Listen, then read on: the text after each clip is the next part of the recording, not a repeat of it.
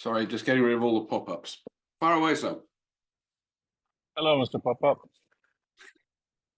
So, yeah, this week has been very unpleasant and tough, Right. work-wise. It's been one of these, what the hell am I doing? And Yeah. then last night I got an email from Sloan and we got the grant. Oh, fabulous. Oh, I'm so pleased. Well done. Yeah, so that's good. That's good. Yeah, that's it really, news-wise. No, it's excellent news, and it's sort of it's useful in that it puts some substance, in a sense, behind things as well, and that's nice because in a sense that, well, if you think of all these things as sort of powering along, and the fact that in a sense that you've been looking at VR, but really in a sense out as much of your own and the group's interest as anything else. So this is quite nice to have something that you can lean on behind that. Yeah, it's as Dini says, it gives me some clout, academic clout, that it's bringing in funds for something.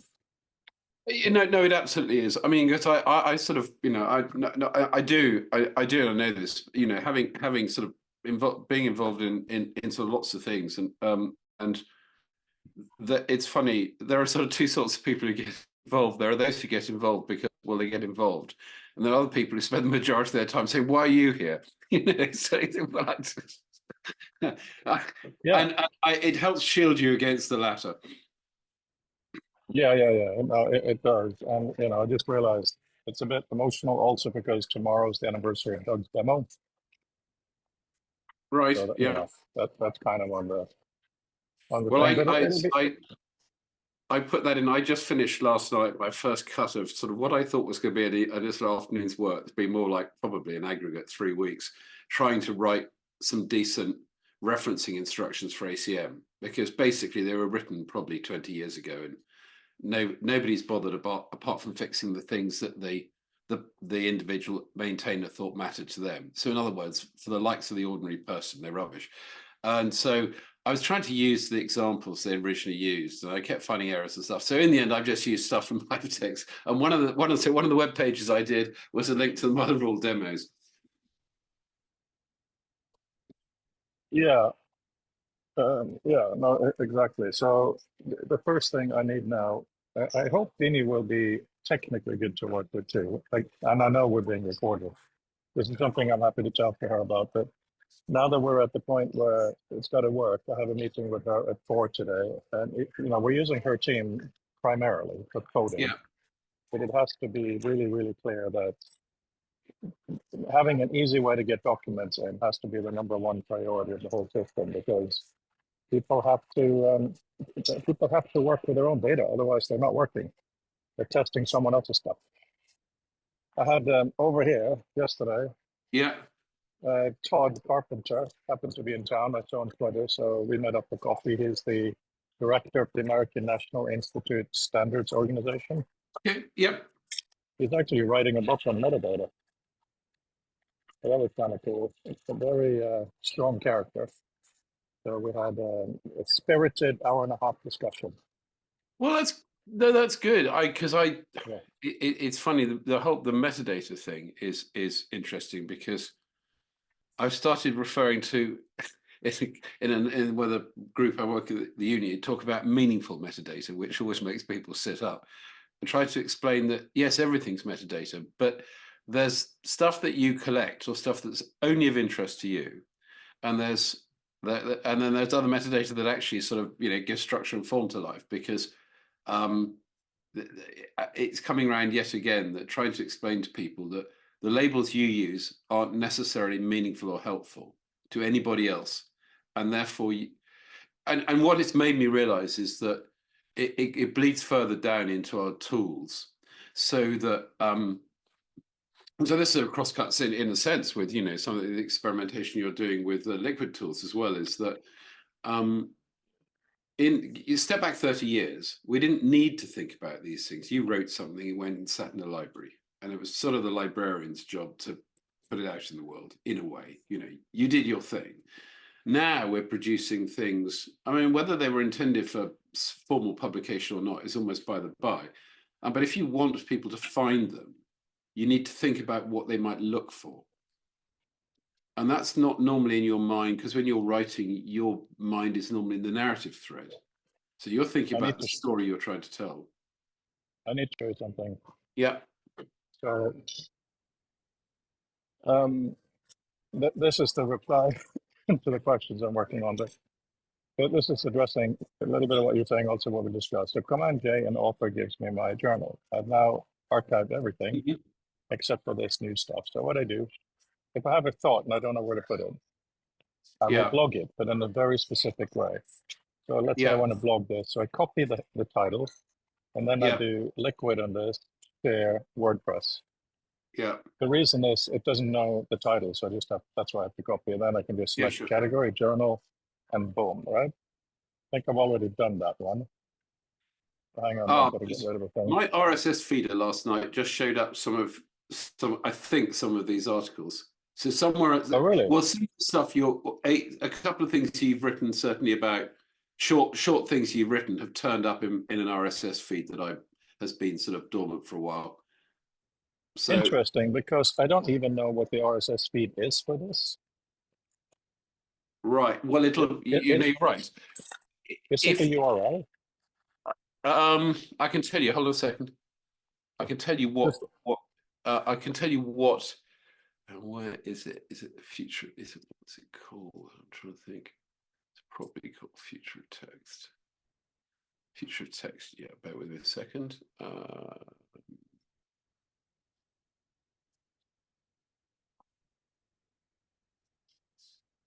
Sorry, it's something that it's something that the chap who wrote that used to be that you right.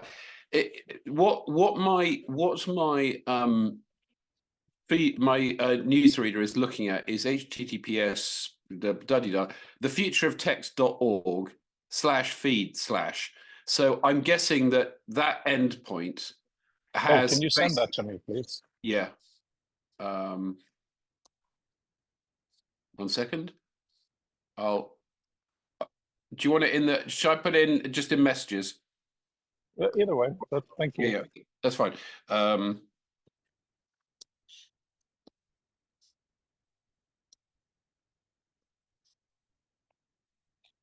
So I'm assuming that the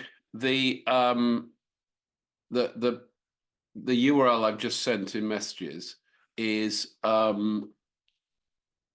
actually basically providing.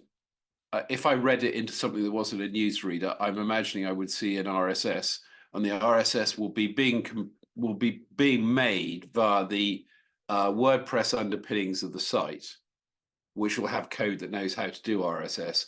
And it's basically taking, I'm guessing, the most recent post, or that any new post since whatever periodicity, and taking elements of the post and sticking it into the feed. As I recall, the feed. I mean, let me see. What was the last thing? So the last thing it showed was something ears and eyes. Yeah, that's correct. That is the last thing. And it started.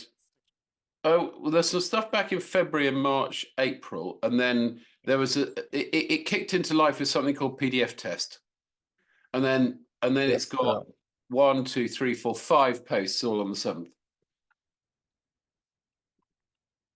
So I assume that's what's happening is, in a sense, there are two things at work here. The RSS feed is defined, and the category or the location within the site where you made those posts is what's triggering it. You said something about you mentioned the word blog. Are you posting those journal pieces to a sort of the site's blog, as it were? Yes.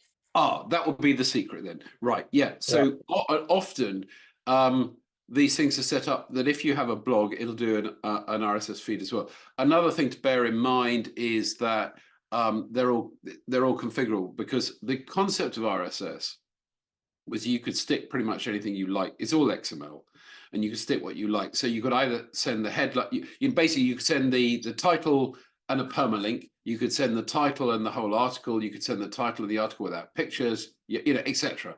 Or you literally, as the Atlantic does, actually does whole articles, including the picture. You know, which is odd because it bypasses their paywall. Oddly. Yeah, no, the odd thing is there's something very strange here with the sites, and I have updated. Can you try the link that I just sent you if it even loads? Yeah, to journal. Yeah. It doesn't load from where I am really well. No, it's loading a blank page. Let me just see what is. Okay, at the moment, I'm getting a blank. I'm actually getting a blank body. So whether that's because ostensibly it's loaded, and I'm literally if I look at the inspector, I'm seeing an HTML. Basically, I'm seeing nothing. You know, it's got no content back from that endpoint. No, but even as a web page. Yes, yeah, correct. I'm just seeing. All I'm seeing is a black, is a white sheet. It's hardly worth sharing a screen to show you, but effectively the page, the browser says it's loaded. When I use the page inspector, all I see is an HTML tag and a body tag, head tag and a body tag, but nothing in it. And I suspect even that is like placeholder by the inspector. So in other words, it looks as though that endpoint is not sending anything. Okay, I'm just. No, that's not even an endpoint. That's a normal web page. But for some reason, new page is unsticking. I just edited a cover page, added a period, and it worked. So what in the world is going on with this thing? So I don't know what content. I mean, you presumably can see it as it were from the edit end. So there's content that should be there, but it's just not being sent out. Yeah.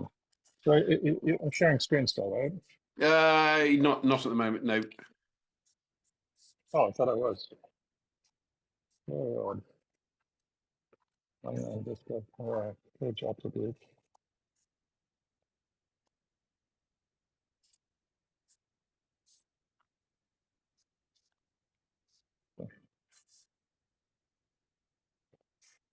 Just deleting some extraneous stuff.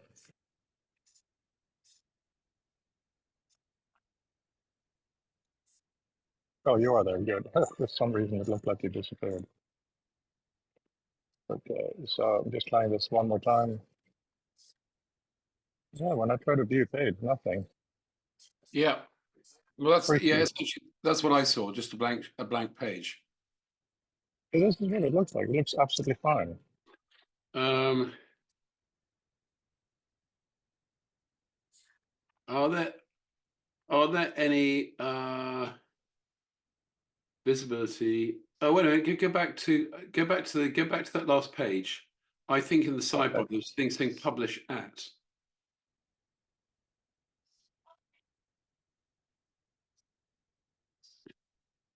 Published today at 10:18. Is that 4 minutes ago? In other words, is it on a hold? Well, that should have published anyway because we're past 10:18. Forgive me, it's just I don't know the interface, but I just wondered.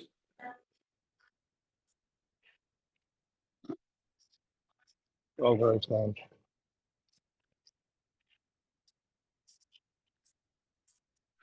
I mean, I can only assume is that update blue because it's sort of dirty, saying it's been edited since last published in the top right corner. It'll be blue and white when it's been an edit. Oh, I see. Right. Okay.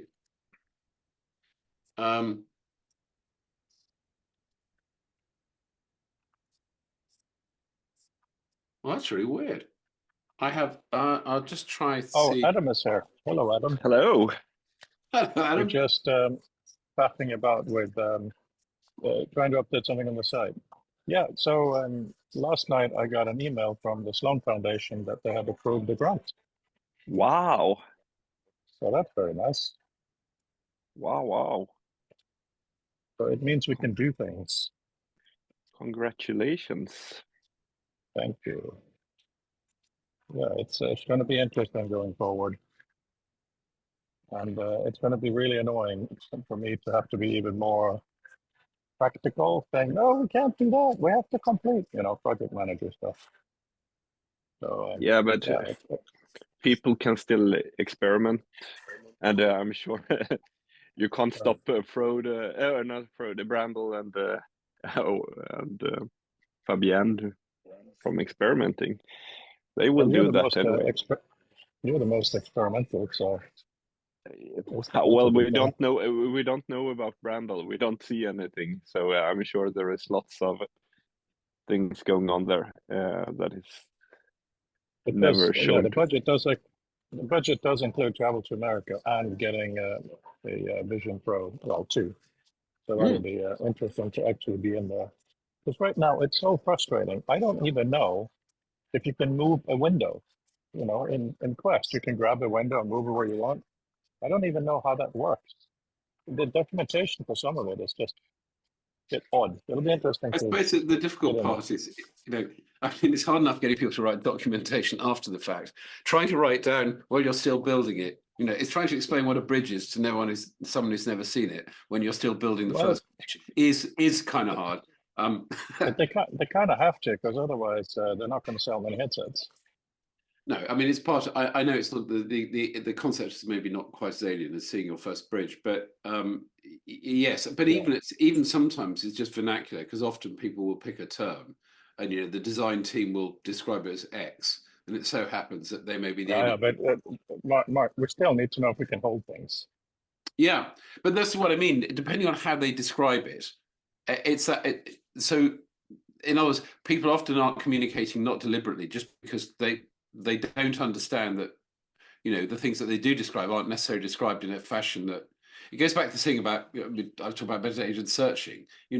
If the terms you use to search don't have any close mesh with the available terms to search against, it becomes potluck. So that's another thing actually worth mentioning to both of you. As a complete aside, but it may be more useful now, and especially you, Adam, because of the work you've been doing. So I've been playing around with trying to use AI in Reader in the most mundane way possible. So to not think of it as being fancy, but really simple.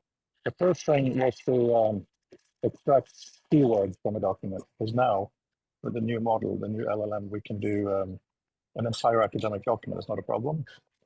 So that's a huge breakthrough. And the keywords are always nonsense. So then I decided, find all the names in the document, and I returned just the name of the author. So that was stupid. And then finally, I want to know all the names of any people, products, companies, etc. And it found them. It did a really, really good job. So now I'm thinking, these are keywords that the user has used. So imagine if the author is used, but imagine if the user in their library set specific keywords that they think are worthwhile. Now you can instantly have a map, and we can do the kind of things you've been doing, Adam, where you have a huge workspace. It's finally useful, because all that we've done is use the AI as a basic keyword finder. It's just slightly more clever than the word keyword. That's it. Yeah, and I think for keywords, we should be very aware that some concepts have many names, and some names point to the different concepts. Just to be aware of that, and that is a constant failure. That you search for something and the author uses a synonym, but it's close enough that you would have liked to get that piece of content, but you didn't use the right word. So absolutely, when we instruct the AI, we should instruct it to group things together, similar terms, or terms that means synonyms or closely related concepts, so we can do a fuzzy search for things. We can also do the opposite. The user's keywords can be fuzzy. Like you have a keyword called VR, but it also represents XR, AR, a lot of other stuff. That's how we're dealing with the colors in Reader at the moment. When you do the color view, you only see the first term. but it encapsulates a whole other bunch. But either way, these are things we need to deal with.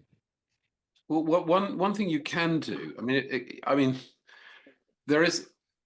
What's interesting is of course when we use something that gives us answers, we think, oh right, this is the answer. But another way, I was struck by the thing you said. Right, I looked at it and I asked it for the keywords, and really they weren't particularly good. So what that's really saying is, right, that's an interesting feedback loop. So the thing that you then want to bridge is you want to be able to use that loop to say, I want my document to represent these following ideas. So in other words, use that as a feedback mechanism. In other words, it's your ride-along assistant saying, is this document saying what I think it is, or is it, does it key in the way that, and the bit is, I don't know the answer as to how you do that priming bit, because I don't know the algorithm that in a sense decides that's what I regard as a keyword. But I think that's a way it's a missing piece of the jigsaw. So we tend to see the results as these are the key words, and yet we know actually no, they aren't. Well, not to me, they're not. That's not the message I was trying to give. Right. So I Mark, think it's a really interesting area to explore. That's why I'm not calling it keywords. So in this prompt here, they're just called names. And I'd specify the kind of names, but it is so important what you're saying, which is why for the shipping, if we do this as a thing, the end user has to be the one to edit the prompt. Yeah. Because, So the interesting design. It's a matter of the user saying, these are the things I would like extracted from the document. Mm-hmm. So look at this. This is what I just did now. Yeah. And I've added one feature. Yeah, sorry, I just wanted to. I've added one feature to this, and that is this. It's like, hang on, this is rubbish. Delete. The AI results are editable. Okay. Yeah. So you can just boom. Yeah, we don't need that. We don't need this. So then I want to have a button at the bottom of this that says, add this to an appendix. So it adds a new visual meta. So next time the user does this, or if the library requires it, is instant. But just being able to delete them, I think, is just delightful. So the technical part of this is missing, and this is nothing to do with what you've made, but I think is how do you get the AI to help how do you get the AI to help you reflect what you actually meant? In other words, as all the time that what you were really trying to say doesn't turn up as some sort of extracted term, there is an unintentional failure in terms of communicating, at least with that kind of generative model, in what you're trying to say. And I don't know how you bridge that. That's good old-fashioned prompt engineering. And I'll just share the screen again then briefly, because it is important.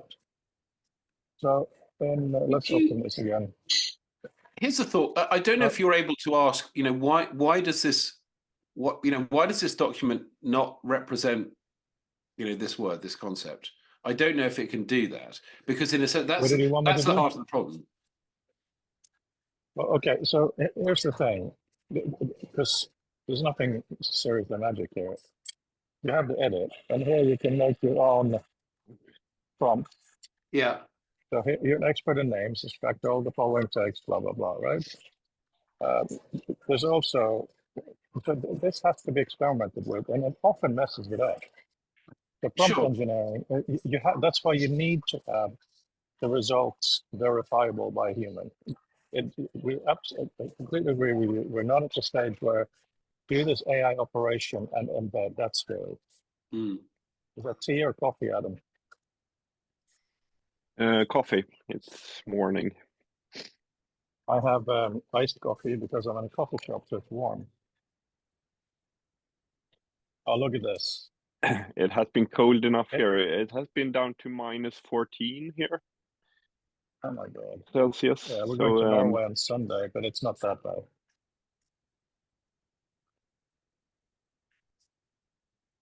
So what's the battle plan here now, Frode?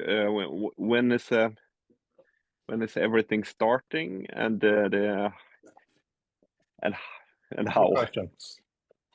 Right. So the battle plan is, first of all, the vast majority of money none of us will ever see. I'm going to get a salary of 12,000 a year, which is nice, but it's not exactly buying a Rolls Royce. The vast majority of coding will go through Deanie's lab.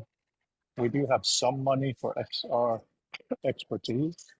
We have a little bit of money for the next symposium, which is nice because that's the last one cost me quite a lot of money. I could have bought a Vision Pro for that. Anyway, so the immediate plan is we continue our Monday meetings, but we can change the day. I think both you and Mark have a problem with Mondays for scheduling. So if you have a suggestion for another day, we can look at that. It's not a problem. We will continue to have an open community where show up when you can. If somebody doesn't show up after a while, of course, I'll check them and see if they were offended or if they're ill, but there's absolutely we don't want anyone to feel they have to show up. So that's the balance. The first thing that I need an easy way, and I know it sounds horrible, to get a PDF into XR. Because as Mark and I were just discussing before you came in, if the academic user doesn't have their own documents, this is a toy. And you mean, and when you say, because we have put, you and me have put PDFs into hubs, for example, and that is your documents and in potentially your spaces as well. Now at that time we were at Mozilla's hosted version, but you could do that. So the problem is not getting the PDF shown and with page flips shown with page flips, but apart from that, it's quite useless. You can just view and read a document. You can't do anything there. So when you say show, do you mean actually interact with and build something to build upon? This is the key part of our discussion today. I believe, and it's very important if you don't, either one of you, to make it clear, that we need to have a way, such as, let's say we only support, okay, let's say Dropbox or iCloud, whatever it is, a mechanism, because that takes care of the traditional computer side. We need to build a mechanism for XR developers, primarily ourselves, that they can take a document from there. That's the first thing. They need to be able to take it out as a rectangle and move it around, which we could do in hubs. But that's just the beginning. It needs to be possible that they can also extract the metadata. And part of a third of the grant is actually for visual meta. So it will be used maybe alongside other metadata. Let's say an embedded one makes more sense. Super happy to support that. Visual meta is a backup. Anyway, take it in. And the key thing, at least you have to do, is be able to do annotation. Because otherwise, a lot of the work you do in this space is not tangible. So you need And to what be able kind to, of when you say annotation, that could be in different ways. The kind of making a scratch mark on an image is one type of annotation, but it's pretty dumb because it doesn't keep the text in any way. It doesn't cite it. It doesn't extract it. So I guess you mean a more refined annotation where you actually select some text and annotate and write a comment or highlight it so it's connected. I know you don't mean what you said, exactly as you said, because the scratch annotation is also very important. Yeah. We do it yeah. on books. Books are stupid in that sense, and we still love to scratch in them, make marks. Yeah, some of my favorite books. There's hardly any original white space left. So I want to be able to do that, but you're absolutely right. I mean, right now we have,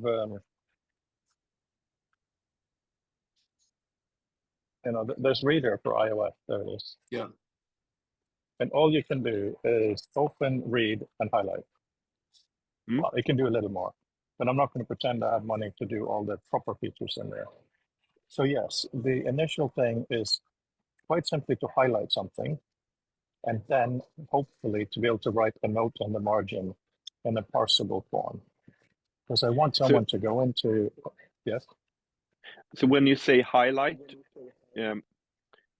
do you mean that the Select text? and make gray. Because there are two types of highlights conceptually here.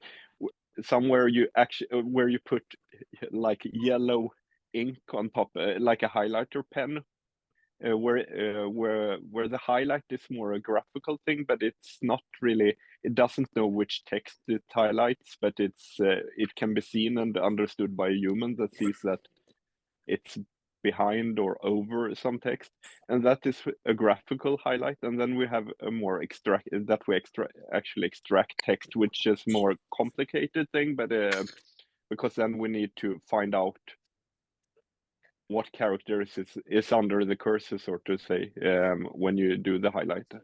So what are you envisioning here?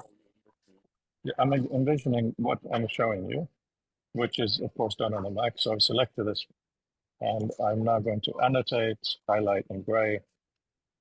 Yeah. So we're So done here, with this. We see the basic highlight. so It is here the selected semantic highlight. Yeah.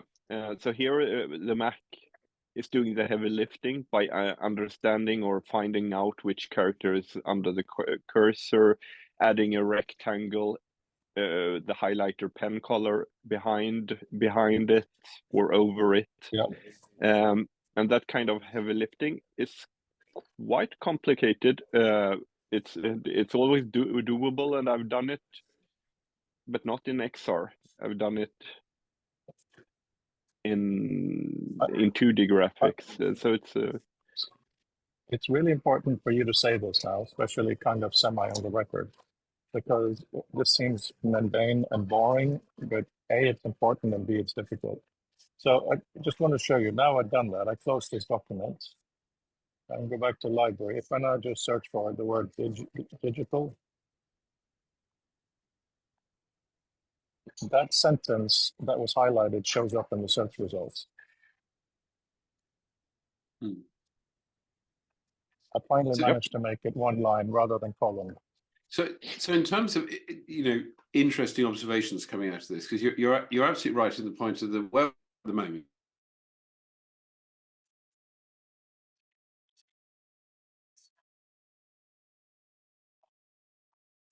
Oh, you're both the real frozen, learning right? that I see come out of this is that a lot of the things are really hard because we're actually we're basically trying to interact with a piece of digital paper, which is what the format is intended to produce. And basically, someone put it best. It's a loss. Once you put something into PDF, there's a lot you never get back. It was never designed as a two-way process. You put text in, it maybe comes back. And I found out the reason for all those run together and letter space passages. Apparently, it's where unseen by the human eye that the PDF, the PostScript, has used kerning in the PostScript layer. So when you select text and export it, you sometimes get passages where there are no spaces, and others where there's a space between every letter. So apparently that's, I mean, not that it helps, because you can't stop it happening, because basically, again, it was hard embedded into the what essentially is a text layer. And the reason I'm saying this is, so I think an interesting reflection that comes out that doesn't want to be put in terms of some kind of zero-sum format X good bad, but saying in order to really do these things, what this argues for is we want to move towards something where the text is accessible. So it doesn't matter what wrapper it comes in, but what's inside the now at this point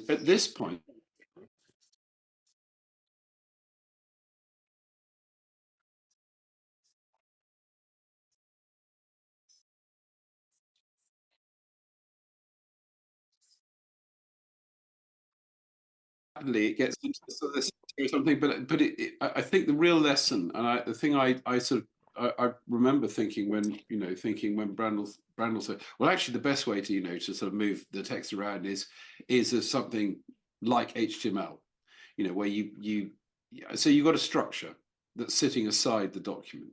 It can be loosely embedded, but that's far less complicated to take out. But so it's almost like so there's a meta reflection. So we have this thing we're trying to do, which is to take a PDF and put in this new domain. I think it's a really useful model also as to say to what extent are we not able to do the things that we can see that we will want to do, that are a restriction of the format we're using, not in terms of the name of the format, but just that in order to do the things we want to do, it basically is predicated on having a certain ability in the way we interact with the text or the pictures or the construction. Right. Mark, there's a lot to complain about PDF, and I'll be absolutely one of the ones agreeing with You're most of you're them. doing exactly the thing I said I wanted to avoid. This isn't about a matter about complaining about PDF because No, Mark, please. Yeah. Modern PDF for extraction is fine. Look at this. Right? So if we're talking about a modern produced PDF, like this is produced by author with the modern tools, you know, yeah, but that's your tool. You only ever do this. You only ever do this with your tool. And what I'm saying is, I've got plenty of things produced now that don't do that. Mark, please. Let me just finish this, okay? As you know, I'm in dialogue with the ACM, and now that we got the Sloan, we're a more serious partner for them. So they can also produce very clean PDFs, but they have to want to do so. Yep. You know, and that's all I'm saying. Should we go to something better down the line? Yes, you know, I do agree with that.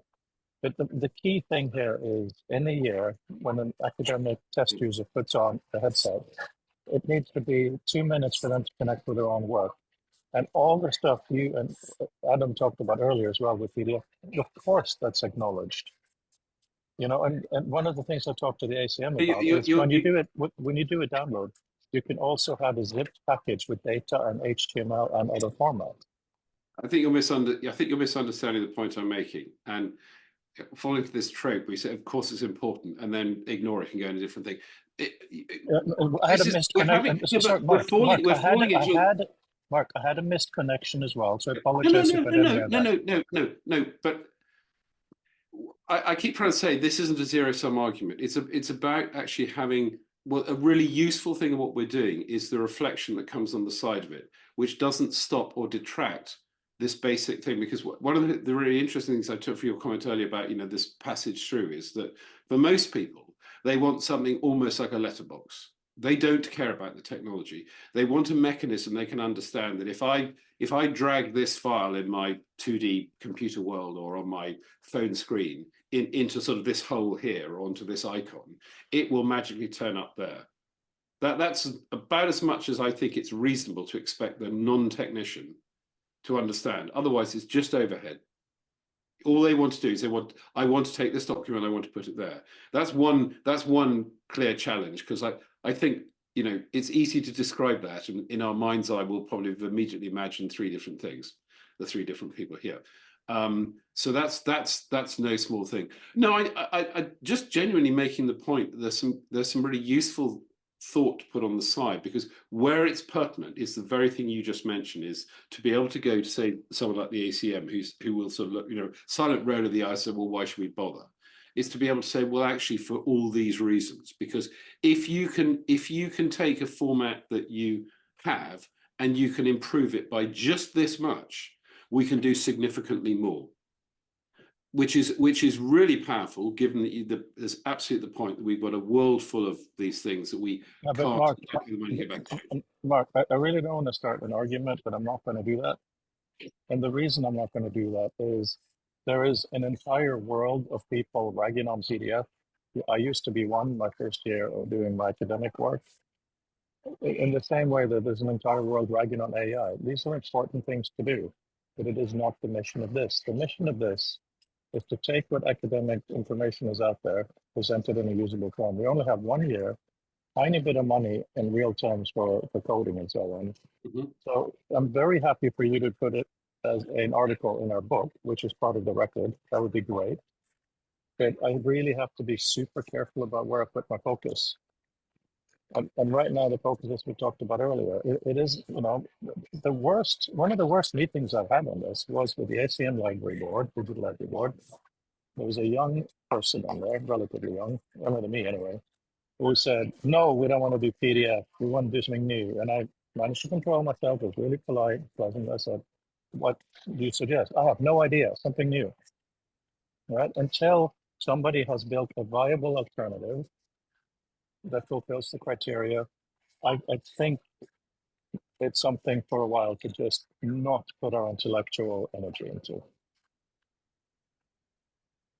You know, once we've done this, and let's say in 2 years we have a good workflow, then it's, you know, we have credibility, we have clout, as we talked about earlier, and we can say, okay, this is good, but you know what? This is just the beginning. But in a So, way, Frode, we have that expertise because we are the or I feel that I have that for future digital text formats, because that is what I and we, in a sense, have been researching in many ways. So in the same way as you say about XR, who will do it? No one else will do it. We are the only one who will invent a new document format. The rest of the people will go with their Word documents and PDFs, and the techies will do 3D stuff, but nothing about text and documents, and none of the big players will do anything with text in that sense. They will do AI, LLM things, but no one will invent a new text format. yeah, So that's one thing, but it's a massive project, and and I totally agree with that you have to do one thing at a time. And if doing a slightly more conservative or retro thing in supporting PDFs in XR, if that's a thing, and that must be done as well. So I can understand that focus. okay, so I mean, broadly, we do. Three of us agree very, very profoundly. Mark used the term wrapper earlier, I believe. You did, right, Mark? Used the term Sorry? wrapper, as in what the text is wrapped in, like it can. Yes, So I mean, yeah, so because of, you know, the object, the file yeah. that you pass around may So one of contain. the one of the things we have talked about, and also I've talked to the ACM about, is when you download a traditional PDF, there can also be an associated zip file that can have all kinds of goodies in it, data, but also alternative formats. There's absolutely nothing wrong with one of them being HTML or EPUB or whatever the hell it is. You know, the more the merrier in this sense, no question about that. So I'm not trying to kill our discussion here at all. But what I do not want to get into is 6 months from now when you're freaking out, they're saying, yeah, but it works so well in the EPUB, but there's hardly any EPUB academic articles, for instance, you know, something like No, that. you miss it. That's not. No, Just to be Mark, clear, that wasn't at all. That is an absolute. Just so clarity, I'm not suggesting that Mark, at all. no, yeah, I'm glad you clarified, even though I completely know that that's not what you said. I'm just saying that where we choose to put our focus, right? So if we just agree that PDF first, PDF central, and then we'll try to put other things in, because the way I'm dreaming about this, and again, Mark, I don't think we're very far apart there at all. It's just a little bit about initial focus. I could very well imagine that the PDF with visual meta or equivalent becomes a reference point for all these other goodies. It becomes a Trojan horse, right? I can very easily imagine that the PDF becomes a label. I mean, I don't mean to patronize you. You know this, but just for context, the invention of writing in Mesopotamia, according to Denise, was essentially you would put these little shapes of barley or whatever inside a clay barrel. And then after a while, you would need to, you put the same shape on the outside indentation to remind yourself what's inside, right? Yeah, And there were then contract. There were contract documents. exactly. But the relevance here is after a while, they decided they didn't need the things inside. The incisions on the outside were enough, the shapes. So that's what I'm thinking with PDF. If the PDF can refer to more stuff, then at a certain point, we may not need the PDF. So I'm not screaming PDF forever in any sense. I think we all agree. So we have to just be clever about, this is the marketing exercise above all. Yeah. But it's not a superficial marketing exercise. Because I just want to share the comments from the reviewers, which I will be commenting on today. So they're saying, so the first one is all kinds of positive So that's a bit irrelevant in terms of questions. And then they start saying, I found lacking compelling description of how XR will create new useful opportunities, right? That's important for us to address. And then further down the questions, what are they doing? Is it going to be fully functional software? What's it going to be? A lot of question is, I can't figure out how XR would work with text. If we manage at the end of the year to just, someone puts the head on, this thing on, they access their own work or own library rather, they can do one or two things that they cannot do elsewhere. And I really think in the broader sense, keywords or mapping will come into it that you can use most days. Job done. Getting there will be difficult, and we'll probably discover other things along the way. So when you're saying keywords can't be done, what do you see that can't be done? Because keywords is basically what is done with text right now. So do you mean some sort of massive that you see many things and all the documents light up that have that keyword in it? Some sort of at scale or? Yes, that's what I mean. So the thing that you made happen with Mark's data and my little design, the beige background one, where you click on something and you point back and forth. One of the original designs for that was that you could, on a shared screen, have, let's say, the word hypertext or Ted Nelson. You click on that and it'll point to all the documents with that in it. Really, really basic stuff. So what I'm thinking, so almost anything you can do in XR, you can do in 2D, clearly. It won't be as useful. And similarly, you can do pretty much anything on here, you can do on a 27-inch screen. But we all know the experience of it is different. So that's all I mean. So what I mean is, imagine, for instance, Mark's library, which is considerably bigger than mine, running through AI processes that he has designed. The tools are provided that he designs the prompts, he goes through, and then he has entire walls of, let's keep using the term keyword, names or places or whatever, dates, all these things. And he can then, while he's looking for relationships, that's his massive thinking space. It keeps going on to the maps. We've talked about it many times. The question is, what is useful to map? Now that with AI extractions, we can actually find stuff in this document. That's quite new. We can find stuff, but we don't know whether it's useful stuff. No, but you yourself decide what should be findable as the user.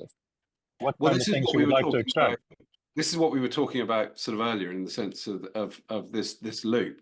So one of the missing bits is the thing to signal back to the sort of AI component, say, that's fine, but you're not showing me the right stuff, or you're not showing me where I need to put an anchor for it to look. No, but Mark, that's the thing. You, as the end user, you say, here's one of my documents. Go through it and extract, and then you specify what should be extracted. And then also, separately, you specify what you might call targets. So let's say in the wall above you, you have the word VR. You just tell the system what that means. It can mean just VR, or it can mean a whole host of things. These are exactly the interactions that we will need to design, experiment, and change. Yeah, well, we'll need to actually do some empirical experiments because we're at the thought process. You're right, but clearly we'll need to put some actual sort of data on that beyond sort of the initial sort of experiential test. Yeah.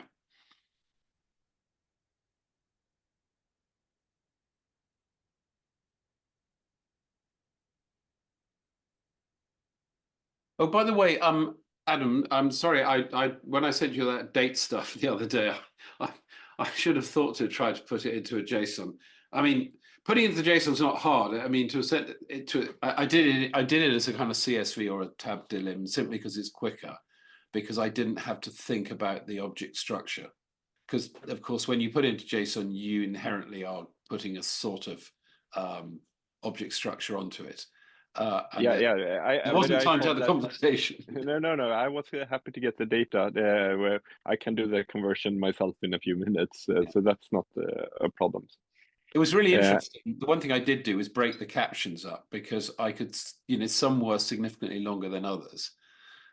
So I did a really messy break on it simply so that most of them had a shortish caption, being the one that you might want to use first.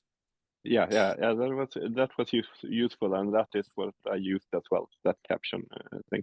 But the usual problems that you've been talking about turned up immediately.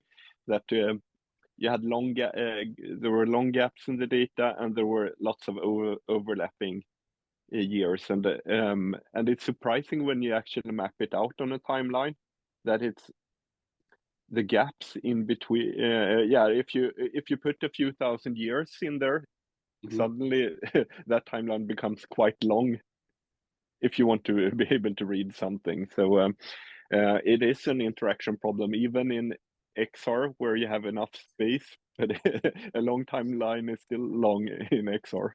I don't know. Sorry, go ahead, Fred. No, Mark, please. I was just thinking that, I mean, as I was working on that and mulling on that very thing, I was thinking that, but in sort of my mind's eye, if you showed me an infographic where you, as in the person designing it, who'd laid this out as a sort of static thing, had just basically played fast and loose with the literal timeline scale. So, I had 32 million years BC, and then I had, 500 AD, and they were this far apart. And then it said 501 AD. That wouldn't phase me at all as the reader. It seems so. One of the sort of engineering challenges, and I wouldn't know how to do that, is in a sense of it's doing that step of taking in all the data, doing the reduction, the scaling, which isn't as which will be more complicated than I'm making it sound. But you can have an elasticity, and it might be once you have an interactive medium like XR where there is the potential of plasticity. So you're not instead of seeing a poster on the wall, you can actually do stuff to it. So it might be there are affordances where you can adjust the scale if you wanted it, because you get around. So what do we get from that? Because if you adjust the scale, you're removing one component, and then you're basically back into a long list that has no scale on it. It's not. Okay, so yesterday I was lucky enough to have coffee right here, right there with Todd Carpenter, who is the director of NISTO, the American National Institute Standards Organization, something like that. And we talked about all kinds of things, including metadata and timelines. We talked about this fuzziness issue. He brought up the example of a war. When did World War I start? Any war doesn't start at the point where it's declared. There will be events leading up to it. So that's another example of fuzziness. And so it is probably a human thing. So I'm thinking that this is just a current thought, shouldn't worry about the data too much. For instance, in our book, we have circa 1700, CA, just denotes human fuzziness. That really might be enough, because at the point of viewing, just like you're talking about scaling now, if something has a CA in front of it, blur the edges a little bit. I'm not being facetious. I'm saying these are different things to experiment with. So when it comes to how things, so the collapsing thing, there's two different kinds of collapsing. There's the collapsing of your own timeline, let's say the books, where you can have this accordion effect. If it's even visualized as breaks, just to, so you can do different things. But then there is a different one, is if you have a different timeline that you have subscribed to, or that's your base or whatever. Now you have two different timelines referring to things. When you then do some kind of accordion, it becomes a different thing. I don't know what will happen, but it will be interesting. So it seems to me that the most important thing here is just to get out and experiment and do it. Because just another thing that Todd mentioned that was really fascinating was fuzziness with geographic referencing. For instance, if he wanted to Instagram that he was having coffee with me in London, how would he say that? Right? We can write the word London, England in an Instagram or social media post, and then it has that rough geographic area. But if it's based on actual geography with fuzziness, then all you have to do is reduce the fuzziness to the center and there he's sitting, right? It's kind of like more useful. So there are different ways that geographic information denotes fuzzy boundaries. That may very well fit onto how we deal with time as well. That's a lot. There are two different things you're doing with also. I mean, well, it's interesting, man. There are two different timelines that I think have got badly messed. One is almost like your personal, local, within knowable, close time diary type thing, which is, I think, a completely it's a temporal axis, but it's completely different to general timeline, where what you're actually trying to do is you're trying to understand the general sequence, that this event happened before this event. The distance in time will or will not be pertinent in the moment. So this is where you may want to stretch with it. So if you're just looking at the sequence, it doesn't necessarily matter how big the gap is from this thing to the thing before it, but this thing definitely came after that thing. Another aspect when you're looking at it is, because of the lumpy problem, you find that some stuff you're interested in is all trying to sit on one place, and then you have a different display problem, which is a different sort of expansion, because now your problem is not the sequence, but it's being able to see the things in context to one another, just to being able to read and consume them. So there are a number of experiential challenges in this that we get around in the fixed sort of print, sort of poster type domain. We found accommodations for. It's actually more difficult once you're doing it, if you've just got the data and then you're actually creating an artifact, because you don't have that sort of finished print to lean on. Because if you're a designer and you're making a poster, that's it. Once it's done, it's done. And that sort of gives you a box to sit in. It's when the engineer has actually got to construct every single interaction that you might want to do. I can see how tremendously hard it is, because they come with trade-offs that, maybe I can't expand in two directions at once. So have any of you encountered kind of an automatic timeline, not made by an author or graphical designer to highlight a specific point, but just from general data on a topic that you found useful or very because that is my thing. I'm trying to recall a map. I've seen lots of wonderful highly bespoke maps in books that highlights a specific point, that there were activities way before the official starting time of an event, or that some two different civilizations had a you can see like geographical differences over time and so on. Sometimes that is very useful. It could be very useful, but for those automatic data timelines, I've never encountered one that I really felt that, oh, it gave me a new good understanding. So what I'm really looking for is a good example. So it's worth the effort of doing a automatic timeline, or else would just be as well as served with a list of chronological list. Have you seen, Adam? Have you seen Hang on, Fabien. Pause. Hello, Fabien. So late last night, got an email from Sloan that they have approved the More coffee.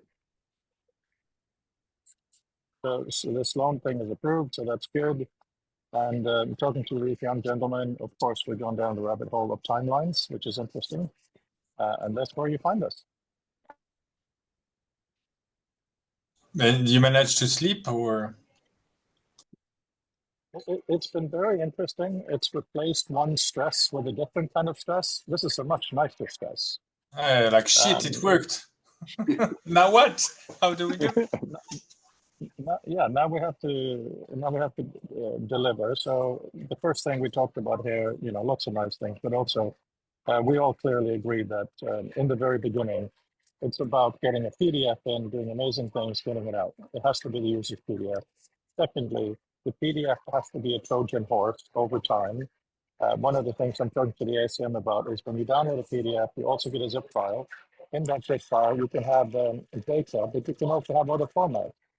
I have no problems with it being HTML, EPUB, whatever, in this format. And furthermore, I further have no problems that over time, the download they will only use the alternative format inside. The PDF is literally labeled. So I'm quite stressed and concerned, scared, whatever you want to say, about the first year. We must provide an interaction with what they already have, what is normal. But I'm equally scared that we don't want to be stuck there. I don't want to be one of these guys suddenly doing something real and just staying with the status quo. So Mark keeps bugging me, and I'm grateful for it. I know you also are on the same side. So that's the balance. At the end of the year, the goal is to have these academic sit-downs, deal with their own stuff, and hey, you know what? Some of the work is better in Excel. That's it. So, Frode, who is the say it again, and now with Fabien is here. Who is building this? I didn't quite get it. Dini has a team of developers associated with that. Yeah. Are they building this, or how does it work in practice? Yes. I don't fully know because Dini and I were having a meeting at 4 o'clock UK time to go through some realities. But she does have a team. So the whole university takes a big cut of this money, which is fine. They're the ones who helped us get it and then maintaining it. And then a vast majority of the programming money will go to her team. She's got some excellent people. It's not just university students looking around. However, we do have a small budget for XR specialists. So we'll look at how we can manage it. But if any of you want to do some specific work for this, it may very well be possible. But at least, just to answer your question plainly, first thing that I need is the means to take the user's PDF file and then have the Excel developers have access to it. That is the first thing. That is, after that, before that, nothing else can happen, as far as I'm concerned. Once that is done, we then need to work on different things. I think, there are some frameworks that you guys work on. We should experiment with them. And that means you guys telling the programmers what to do. This is not me trying to get free programming from you guys. Please let me have said that clearly. But of course, if you want to do some variation of something, you should be able to Frode, do that. is your audio, is the audio okay for you? You have very scratchy audio. Yeah, my network is suboptimal, and they started to do some grinding and coffee for some unexplainable reason. I can't. You should get a PC, maybe. It's okay. You know what? And move to a more urban city. Okay, check this Or out. buy Are you a ready? cafe. Okay, this is standard mode. Okay, this is not voice isolation. Okay, I get it. You're in the toilet. One very useful thing I think for Frode is that I wouldn't. I mean, we know what the aim is. We know what we'd like to have. If there are things that we find that, so having got the most basic level, I take a PDF now, I stick it into VR. I can sort of display it and read it. But some of the other things I want to do with it, if those turn out to be a limitation of the file and not the medium, that is extremely useful research. That is money well spent for the Sloan, and it doesn't. We shouldn't see that as a detraction. So if these things that we find, if we find that we can't do them, that's not a failure. If we explain, that is extremely useful research. And I don't say that to because I think that's an outcome. I just say don't be afraid that if we can't do some of the things we want, that is not a failure. That's actually really, really useful research. Because it allows those looking at in the wider field to have a more mature appreciation of where do we go next. That's not our job in this, but it may be. I think we'll find some really useful things because the degree to which we have to do more, like attach sidecars or more visual meta, is a sure sort of technical debt smell that we're sort of doing the right thing with the wrong substrate. But that's not our, that's not our choice. We are where we are. We're doing it for very good reasons. So I think I don't see a risk in that. I see a risk in that. This is not a research project explicitly. It's not a research grant. It's called a non-research grant. I see this as a marketing grant. We are marketing the idea, and Frode is finished. We're marketing the idea that for some work, it is useful to put your thinking cap on. That is what we're marketing. Now, there will be steps in this journey. So Frode, at this point, we don't even know what that work is. From our discussions, it's a bit unclear. Of course, for architecture and 3D design work, it's more proved, so to say, and some simulations. But for text, it's quite a bit of an unknown. Even from our own experiments, we don't know hardly anything yet. So it is a research project in for the community, at least, even though the Sloan project is is not. I look at it like we're out hunting for gold nuggets, right? That's how I view it, because there is no question in my mind that, let's say, 10 years in the future, when headsets are cheap, maybe even projectors, no question that knowledge work will be more powerfully done, at least part of the time. I mean, I saw some game poster the other day. I had a soldier, and they had a night vision goggle thing they could flip down, as they do in reality, right? It seems quite analogous to what we're talking about, that sometimes you need a different view of the world. And I know I'm selling to the convertible, I know that, but I'm talking about in terms of this project, the first thing we need to do is just to get the users' actual stuff in there.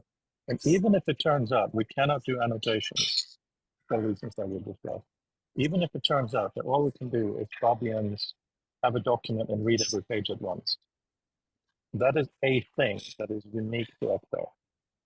It may turn out to be useful, and that's it. Like, I want to go through this document and see all the pages. That could be the nugget. We don't know yet. It may be that as we do that, we realize a wrinkle on that or going further. So that's what I mean. This is the sales mission for an idea. And one of the amazing things, Adam, that you've been talking about is, going back to Brandel's push and pull, the mural, and you have been looking at this swimming notion. My philosophy is based on the notion of liquid information. So obviously, reading what you had to say was amazing. So all of these things we can experiment with, and we should.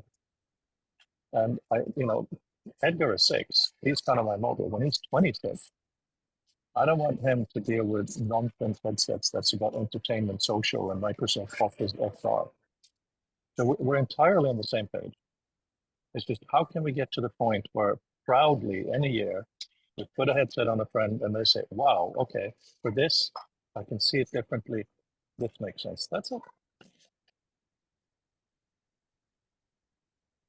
A couple of thoughts here. I think we're already at that point that you can put a headset on a friend and it's a wow experience, just the presence alone. So that's one thing. But not for work. For working, particularly with text. That's obviously the Yeah. And two, in a way, we can already put the PDFs in there. Like we've done it 1.5, 2 years ago now in Mozilla Hubs. We can put lots of PDF documents and in there if we like. So that part is already, and for me that has not been enough to get that wow experience. I think it's not enough to just put basically many images, even though it's pages that you can flip between. That is not enough to get that wow experience, apart from being in VR and in a new space. That's so it's nothing beyond that presence thing of VR, or not much. Well, I think it has to be more and more useful, and we have to find that quite quickly in order to go towards that direction, because just putting the many PDFs, even your whole library in there, could be a bit underwhelming after the first Well, 2-3 minutes. I That's think, what so my concerns. let me make it clear that I completely agree with every single word you just said. Right. Also, we now have different roles. My role is shit, I got to deliver. Your role is stretching. So I think it is very complimentary how we're talking now. Right? When I talk about getting the user's PDF, yeah, go on.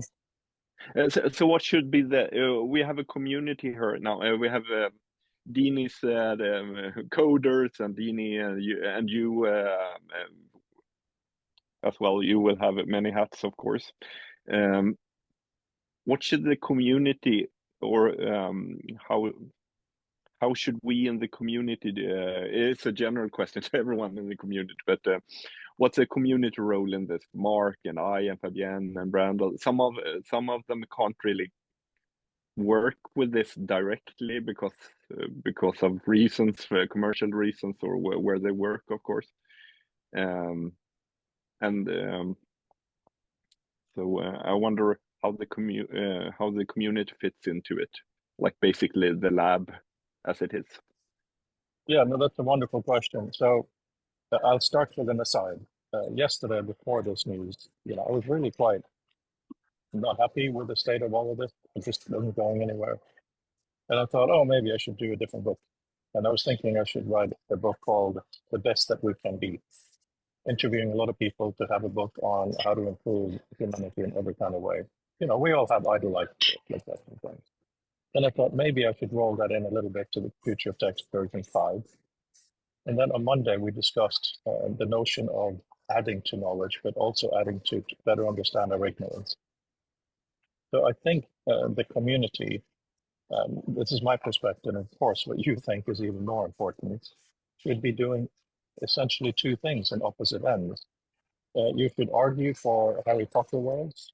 Edgar and I saw the second half of Harry Potter 4 yesterday. I'm not a great fan of a lot of the morality, but the kind of magic they can do in there needs to be our inspiration, something like that. And then we should, hopefully, half of you, so to speak, should also be, hang on, practically we need this and that. We need both, right? And I will keep dreaming about articles from you guys in different ways. And articles now include our audio and video records. This is an article. I started blogging differently yesterday. I write everything in one single document, and then I put it on WordPress in chunks, so we can choose to interact with it all, just whatever. If you guys have different ways you want to be interacted with, fantastic, let's experiment with that. So the whole idea is at the end of the year, we come together with, put the headset on and something as well, beyond having Mozilla Hub level posters on the wall. And we've talked about extracted keywords, slash names, we talked about maps. If we can experiment with that, it would be absolutely insanely wonderful. It may even turn out, and I'm sorry for not having said it earlier, in my thinking that reading a document in Excel becomes a really small part of it, but how you deal with your library becomes a much bigger part. Imagine, Mark, how many documents do you have in your digital library, do you think, roughly? Probably 3,000.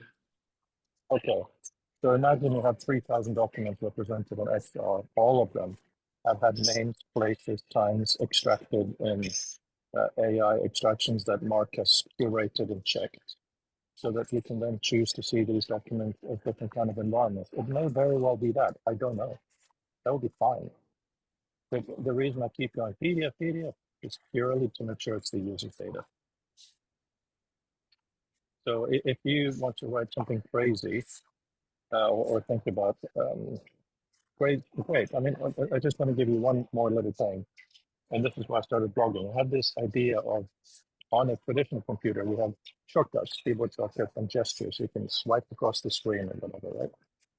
How about if in XR, you also have system-wide gesture shortcuts? So imagine you put the headset on, you're sitting at your desk, and you do this, and then you lift up. That results in a map of where you are coming out of your desk. You're literally pulling it up like a sheet, right? And then you can fold and make it smaller, do all those cool things. And then second part of this is imagine if you hold your palm towards you, then Fabien style, where you have kind of copies of things on your left, maybe on your right.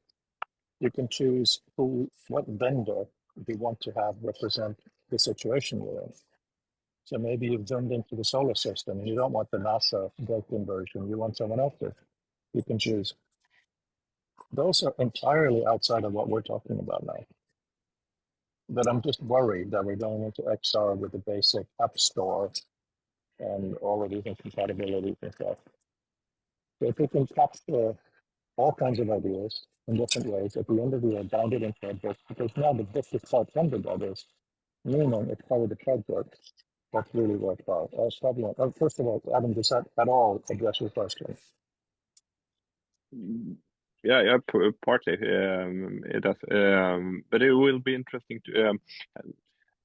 I guess the main question then is,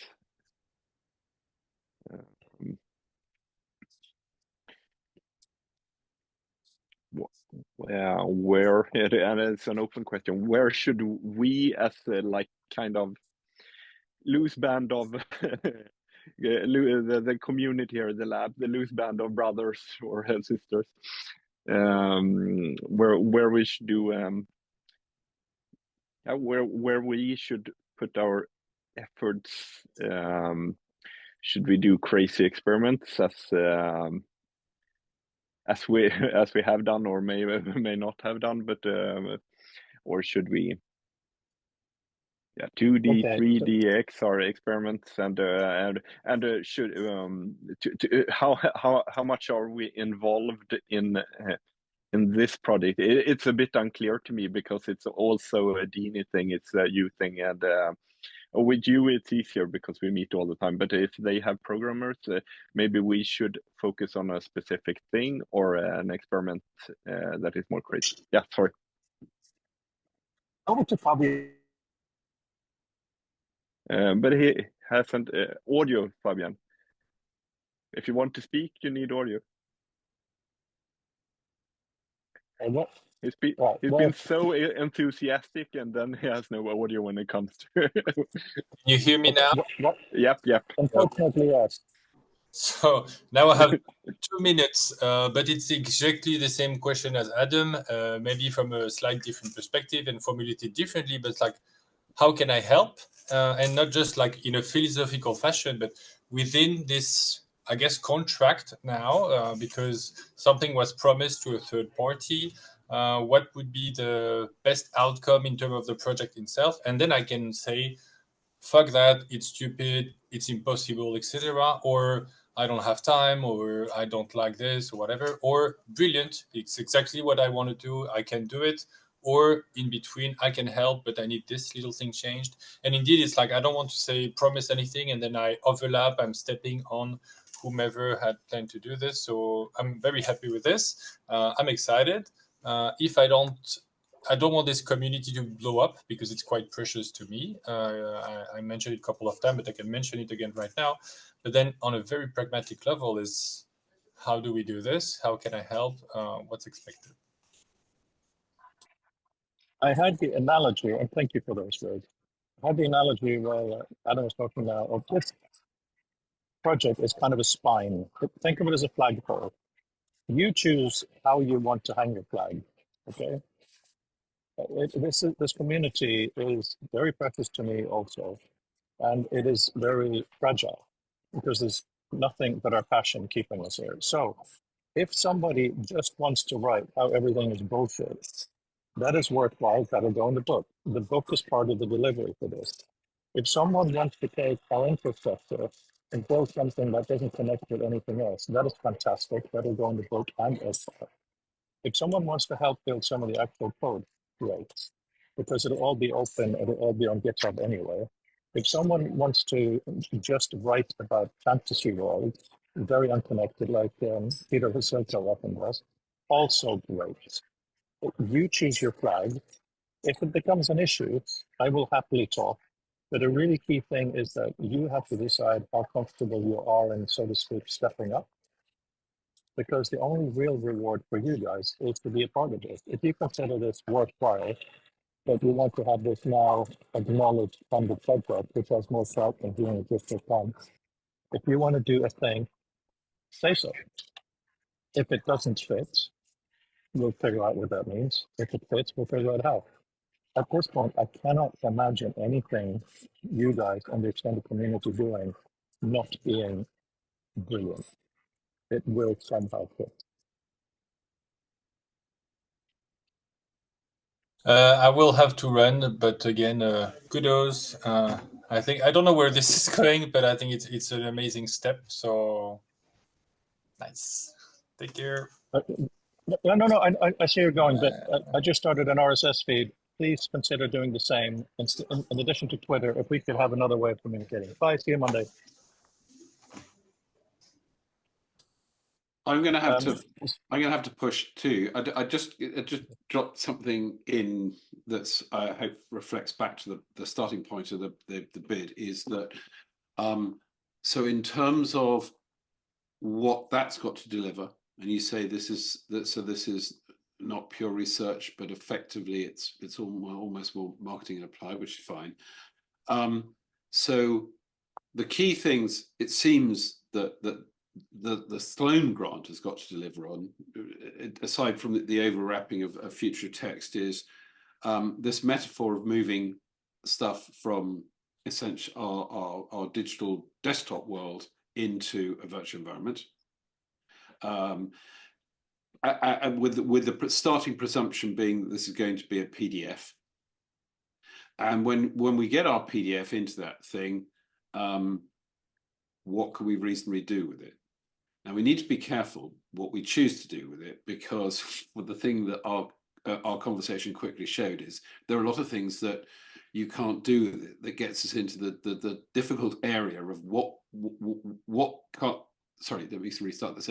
The things we can't do, to what degree do they fall from the format, and to what degree do they fall from either things that haven't been designed or things that we don't have, and we can't totally stop that actor in there, because we'll try and do things that turn out to be not possible. But I'm just thinking of so having got the document again within the Sloan thing, having got the document into the virtual environment, I think probably a thing we need to harden up is in terms of what the grant is going to describe. The grant report is going to describe is what is our initial thought of the range of interactions or the range of displays, and actually begin to write those down, because that you'll need that as a sort of planning control. It's not everything we might want to do, and we assuredly won't be able to do that. So we're going to have to make a smaller list, which in turn will involve some discussion. But that's the scoping thing that I sense comes out of somebody now turning around saying, okay, go do some of this.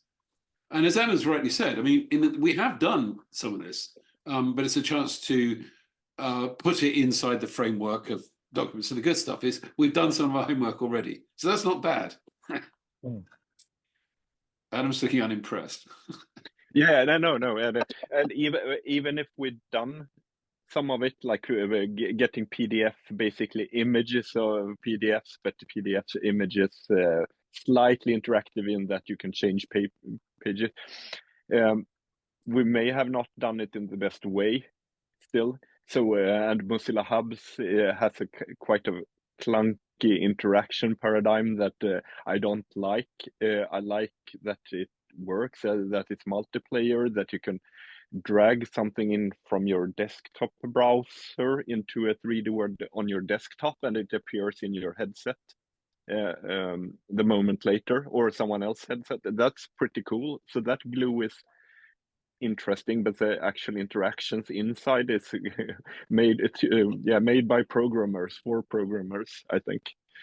So we just streamlining that could be the thing that makes it more makes it better. It could be just a smaller interaction that makes it worthwhile.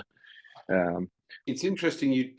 I think I heard the word sharing. I realize another aspect that we'll need to sort of clarify is public versus private, because everyone will start from a different presumption. But actually, if you're doing your private tax returns, you don't want to be sharing with everybody.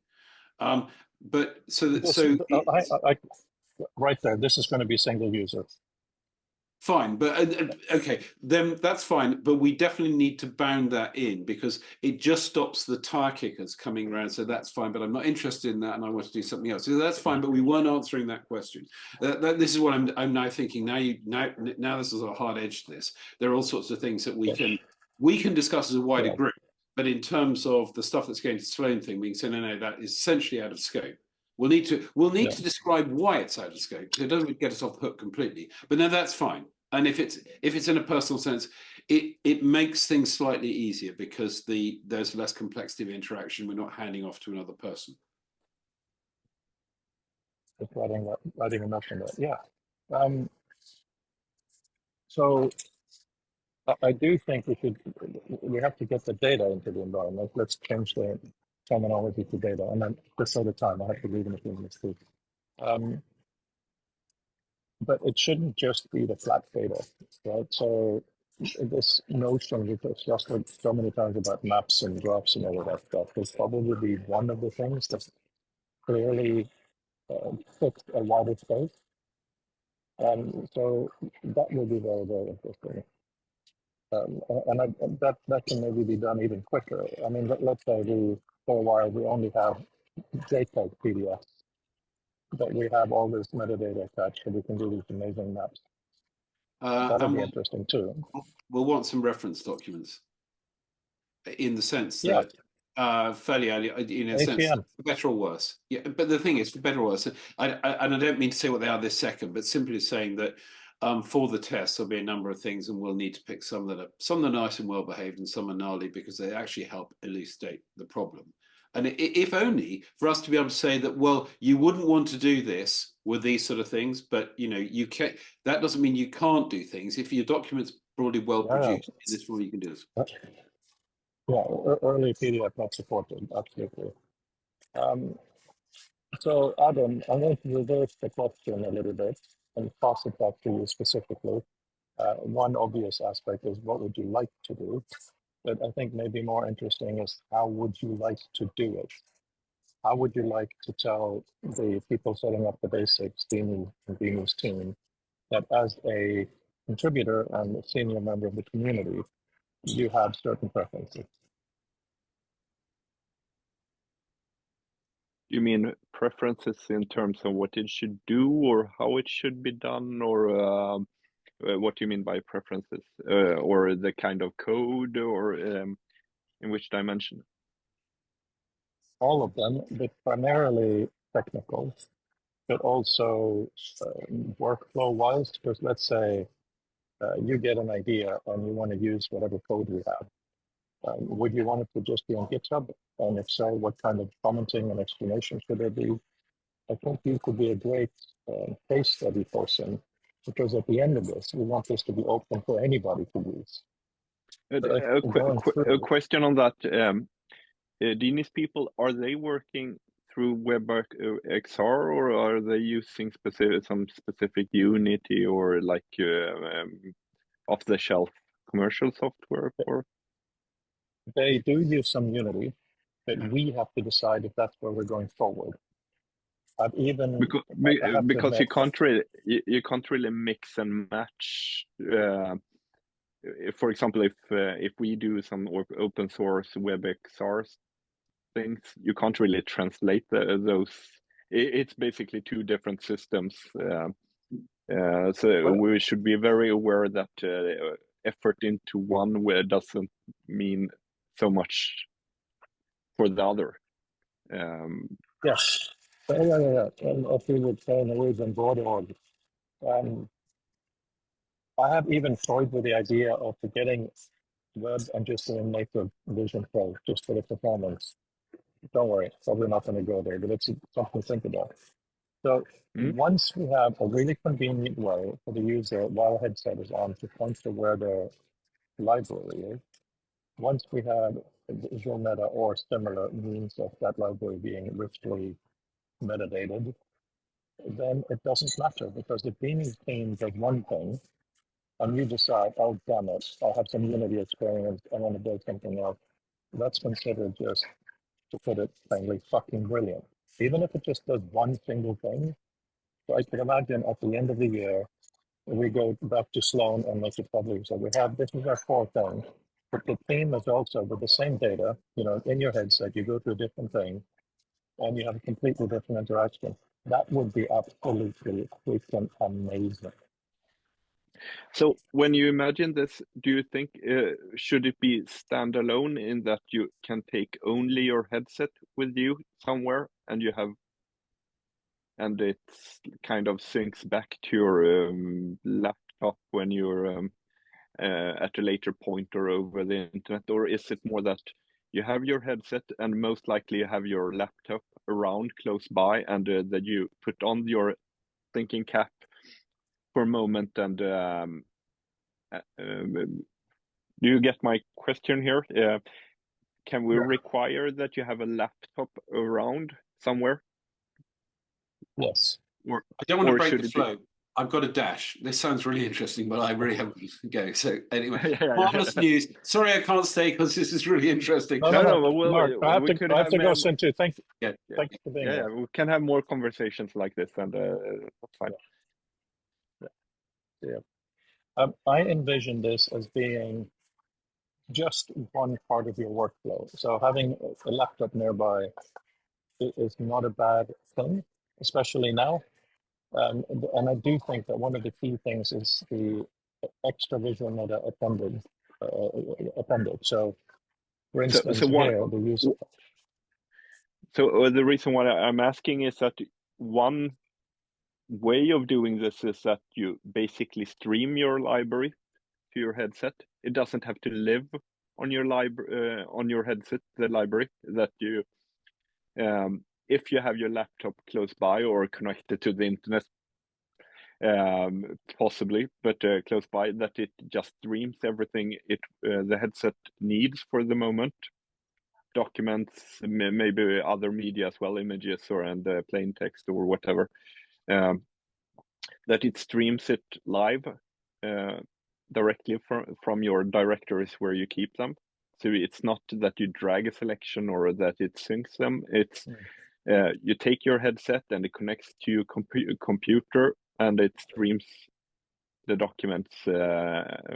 Because you're close by, you can stream it in whatever speed you want, because that's not a limiting factor. PDFs are not that big, for example.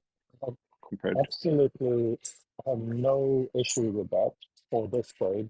Of course, in the future, we expect to go to coffee shops with the headset in the entire world. In the future, the headset will be the computer, perhaps, and you have your headset and your cell phone, maybe. Yeah.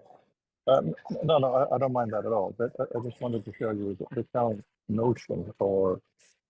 So what the user has done here is performed an AI analysis of the document.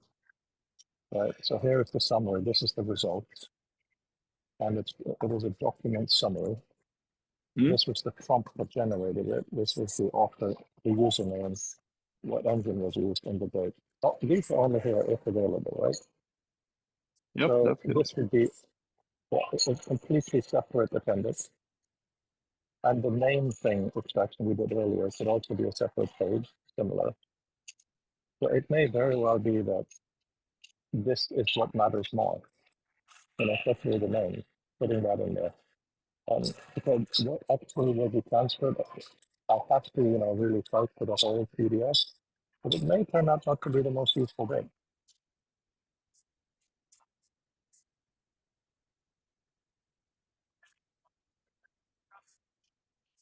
Yeah, I have to think about these things a bit. But it will be good for you and Dini had to have a good conversation about where because it's still a bit unclear. I think it's a bit unclear. Can be a bit unclear for the community here. What will be our role here? Are we doing any coding for this? If so, what type of coding? Or are we doing experiments that then is implemented by the good parts are implemented by the DNS coders. Is that a better way of doing it, or are we advisors in some way? It's a bit to me this is unclear, and I don't think it's a problem, but it could be good to clarify it a bit for the community, at least, to not make the group feel that it's side. Okay. Yeah.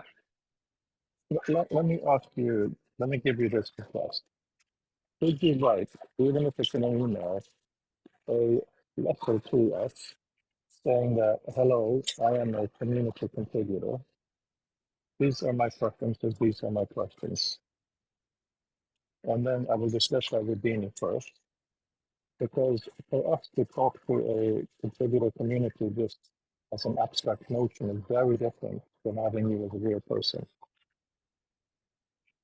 You know, if you have a preference of, you know, you hate this type of environment or you love that type of working, you know, of course we will do everything we can to accommodate that. Yeah, I don't think they're the most.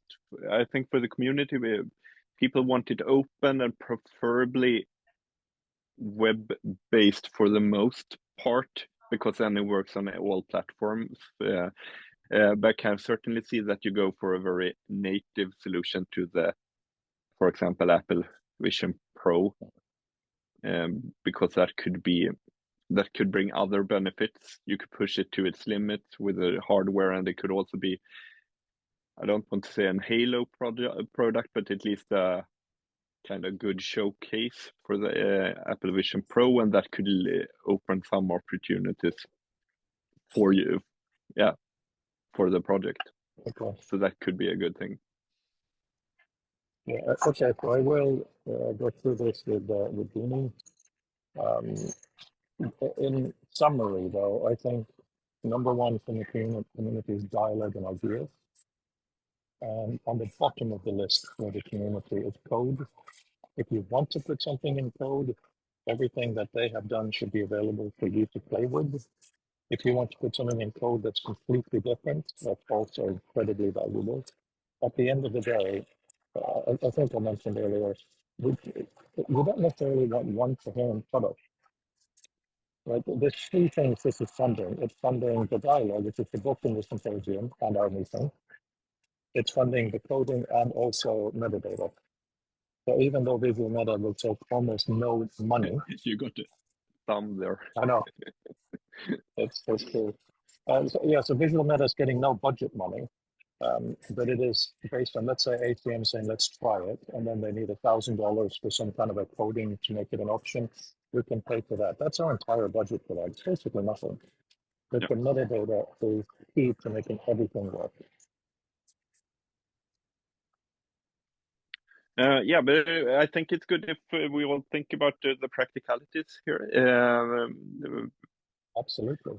This is exciting because it's good for the future text lab to get some solid, some structure to it, or that and for you to have some money to do the things you already do, and that's great. That's perfect. It is useful. So thank you. Really good to go through this. I look forward to Monday, but of course, you know, email or text or whatever in the meantime if you have any thoughts. And please also consider our written communication, because maybe it's time to start blogging or something. It's not. I'm not that against written communication. I do that all the time in other circumstances. Just that I have very little time and high standards for articles into books. Future text is a book, and some people may view it as a book, even though you are very relaxed with the effort or how you do it. It's an art book, many different styles. Yep, I appreciate that. That's pretty cool. So let's think about this and communicate more later then. Okay, fantastic. Will I see you on Monday? Yeah, Will you make it possible. Now my the scouting activities are finished for the year, so now I can join the meetings for a while until January. Internet should be better. I'll be in Norway, so we'll be closer. Yeah, good internet, Nordic internet. See you later. See you. Bye.